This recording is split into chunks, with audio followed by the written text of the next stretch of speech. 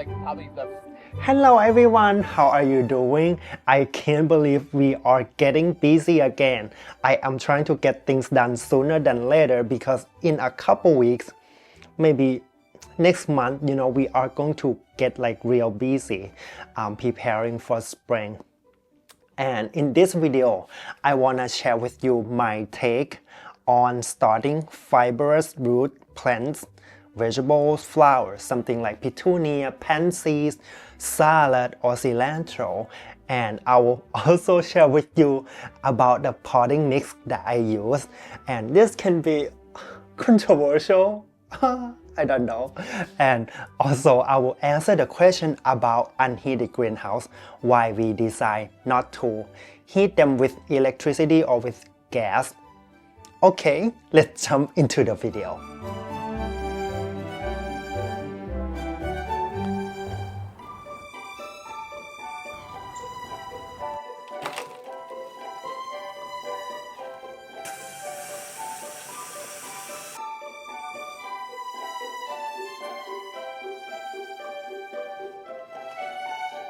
We can start our petunias now this time of the year if you have, growing station inside your house, if you have unheated greenhouse. If you don't have this, maybe start a little later. I have my grow light station. I have unheated greenhouse outside. So, I'm going to grow them under the grow light for a couple weeks until they big enough. And when the temperature outside is around like 30 degree to 40 degree, I can move the seedling, the young plants, to the unheated greenhouse. Petunia can handle cooler temperature and sometimes can handle light frost too. So I do this now so I can have bigger petunias to transplant in my planters in my garden, like right after Mother's Day, when the danger of frost has passed. And I have three kinds of petunias here. The first one is grandiflora type, and that is spellbound pink hybrid. Actually, it's hybrid with something else. This one is going to have a magnificent giant 4 to 6 inch flowers. And that's why I order from Burpee, because I want this variety, to grow in my garden. And another type is, one of the most popular petunia, wave petunia, which is one of the most, vigorous petunia out there. After, the supertunia by a proven winner, that one is crazy, supertunia, but it's so expensive. One plant is $6 or $7. This wave petunia, I got 15 seeds for about $5 to $6, but I have to do all the work here. The other kind that I have is evening sensation hybrid. I buy this one because it said it has a fragrance that gets more alluring as the sun sets. So I never grow petunias that have scent before, so that's why I wanna try this one. And I thought I would get like about 25 seeds or 50 seeds. However, there are only 15 seeds. So I guess these petunias, very special. They're better or special, okay? I am going to sow them all in a tray like this, and I will separate them later. I will not use soil blocking or, the plug tray, because petunia have fibrous roots. That means they are easy to be transplanted. They are not going to hate you, or they are not going to get sick and has potential to die like the other flowers that hate to be transplanted. So this way is the easiest way when you sow anything that don't mind to be transplanted. I'm going to sprinkle with vermiculite a little bit just to make sure that the seed attached to the soil, and this can prevent mold and algae.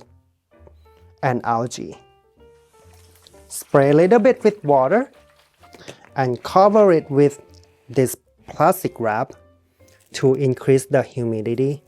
But if you have like humidity dome or any anything else that is clear and can, cover the tray. Place it under grow lights, very close to the grow lights and on a heat mat. Set the temperature of the heat mat to around 70 to 75 degrees Fahrenheit. My Snapdragon's doing pretty good. My Lysianthus is growing too. Hello. I have been receiving this question from a lot of you guys on YouTube and on Instagram asking me what kind of potting mix that I use for seed starting and for soil blocking. I hesitated to share the answer because I have been using this brand that is controversial on internet. And believe me, I have tried so many brands already, like more than 10 brands of potting mix. And this is, this works best for me. And I don't know if it's good or it's bad. One side saying that this brand is okay, if we use only small amount. If we only use for seed starting, or for planters. As long as we don't dump the whole potting mix bags in our garden, we will be fine. But on the other side said, now there are synthesized fertilizer mix in. We don't know the source of the ingredients in this bag. We don't want to hurting our environment. So, these are just comments on internet. Again, I just follow my instinct. I just use a little bit and I treat it as a vitamin or medicine. I only use it as needed, not all the time and every time. So this brand is Miracle Grow. And the product line is Moisture Control Potting Mix, the blue bag. They have yellow bag and blue bag. I find that blue bag work best for me, especially, using for soil blocking. I only have to, mix in perlite and vermiculite and this potting mix, and my soil blocking is perfect. I don't have to do, the green sand and fancy stuff at all. I am expecting some constructive feedbacks or some negative comments here because I know this is controversial and I don't know. I have tried so many things and this just works best for me. And most importantly, I want to be helpful and to be honest with you guys, my flower fans too. This is really what I use. But I am open to try something else too that, work best for you and you might recommend to me. So I will be prepared for some comments. I think I will be okay as long as you don't comment about my white hair that start coming up or my something on my face, that's look weird, okay?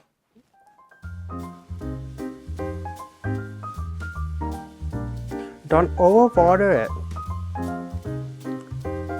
You're gonna kill them.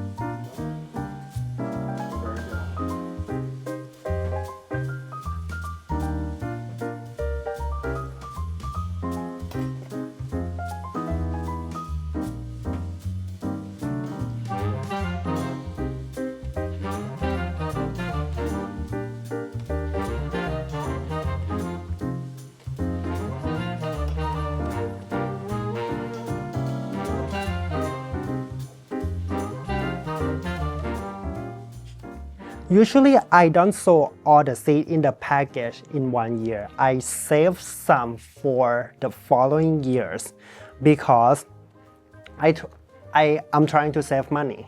But for petunia and some other smaller flowers like these pansies, I learned that the germination rate for next year, if you save the seed, it will be so low, like this pansy that I saw here on this side is new seed, the germination rate is amazing. But on the other side, it's just 2 years old seed and they don't germinate very well. So why would I save, the petunia seed for next year if they are not going to germinate? So that's why I decided to sow them all.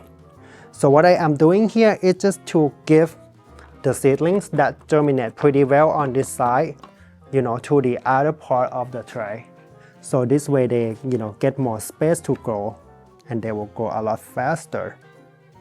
And I will do the same thing like this for my petunia too. If they have very good germination rate, I might create another tray and then, spread out the seed. And in spring, I will transplant them. And you can see here they have fibrous roots.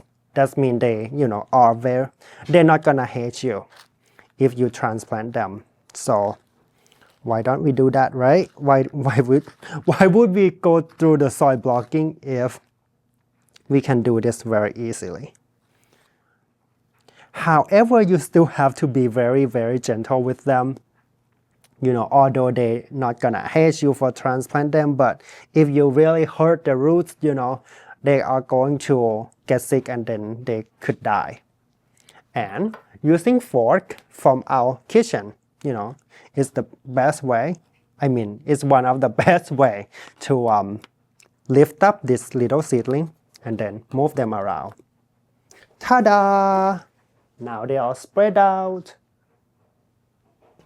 I am going to create a little trench here just to tell myself that this is one variety and this is another variety. Usually I don't water from the top, but this time because I transplant them, I want to make sure that the roots attach to the soil.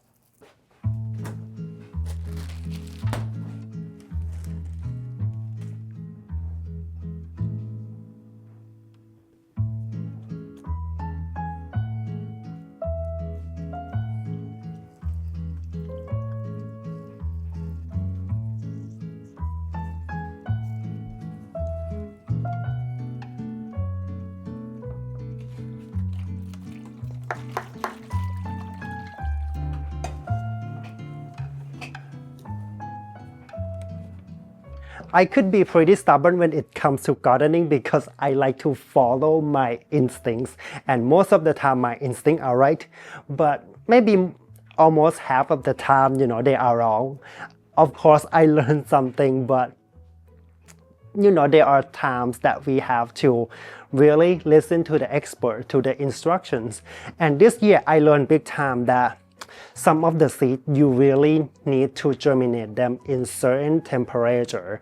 Like the delphinium, I have the best success of germinating delphinium this year.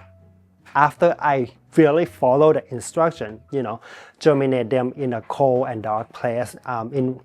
I do refrigerator, or you can, use the winter sowing. Also pansies, I germinate them in the darkness, and this year I think I am doing good with them. So just a little thing that I want to share with you.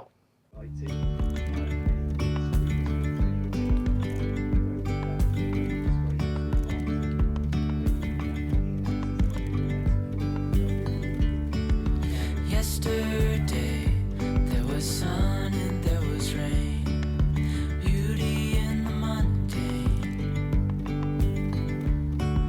And as the light startled our eyes, we let go of disguise.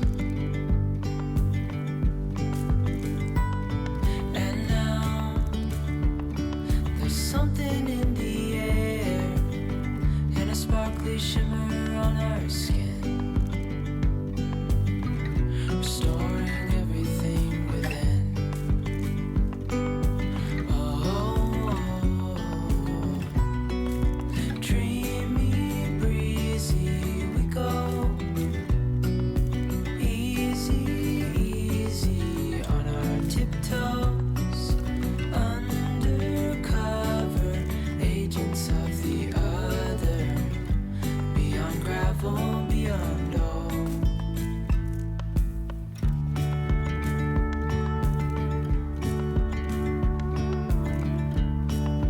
Hand in hand, building castles out of sand, reaching for the grand. Come on. We lose track Oi, of time. why? Don't mess up my thing.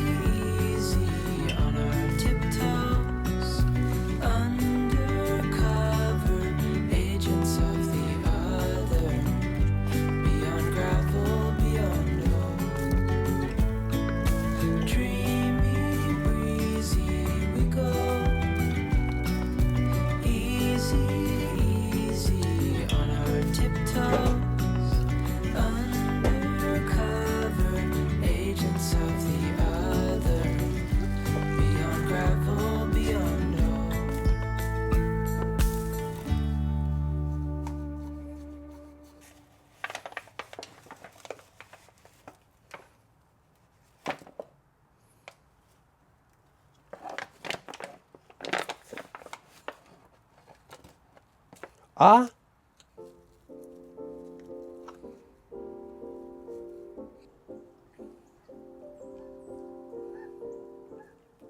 Yes, our greenhouse is unheated, and there are reasons for it. First, it's going to take a lot of electricity or gas to heat this greenhouse, and we don't want to spend money on that, and we don't want to waste natural resource too, and more importantly, we kind of broke. We don't have this. We don't have that much money to spend on it. I'm just kidding. I'm not broke. And second reason, we would like to grow with the nature, and there are a lot of plants and flowers that prefer unheated greenhouse because I thought it's worms. Because in spring, the greenhouse temperature inside will be a little warmer than outside, and also it has protection from the roof, from the grass, and there will be a lot of plants that enjoy this climate, okay, in the greenhouse. Something like this rocket salad or arugula,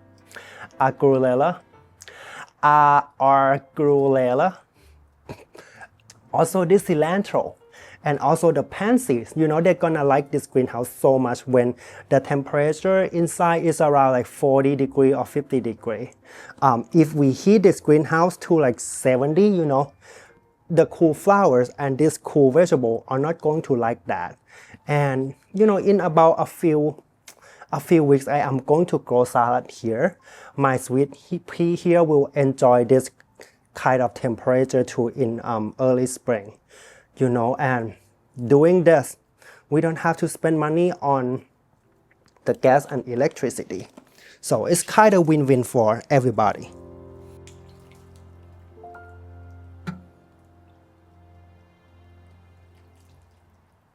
And some people would say, Crane, fine, you don't have to heat the greenhouse in winter time. But how about in spring? You can start so many seeds in the greenhouse, and that still costs a lot of money. To heat a greenhouse one night could cost you about $50 or maybe $100, and you can, if you spend that $200, set up a grow light like me in the basement, you can save a lot of money, and you can use the unheated greenhouse and grow light interchangeably, not interchangeably, but like you can use it together. For example, I start my, let's say, zinnias under the grow light for 2 weeks, and then I move them, to the greenhouse another 2 weeks to adjust them to outside climate, because the greenhouse has less protection than the basement. And then, I move them right in front of the greenhouse for another week or 2 weeks before I transplant them outside.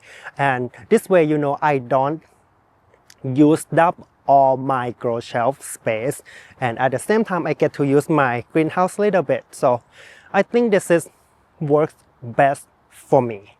And also, of course, I will have a lot of sweet peas in my greenhouse in spring too, so I wouldn't have a lot of room to have all the seedlings there.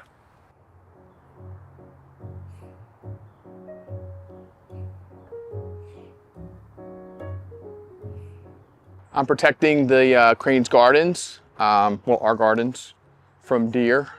So we have the ropes, and then I noticed, I think there were some gaps on the bottom of the fence. So I'm trying to shore up all the gaps, make sure the deer don't get in. Hello, น้องฟิน น้องฟิน I love you. Hello. Can I touch? Oh, he doesn't move. Usually if I'm this close, he move already. Oh, okay. Bye-bye. Now come inside.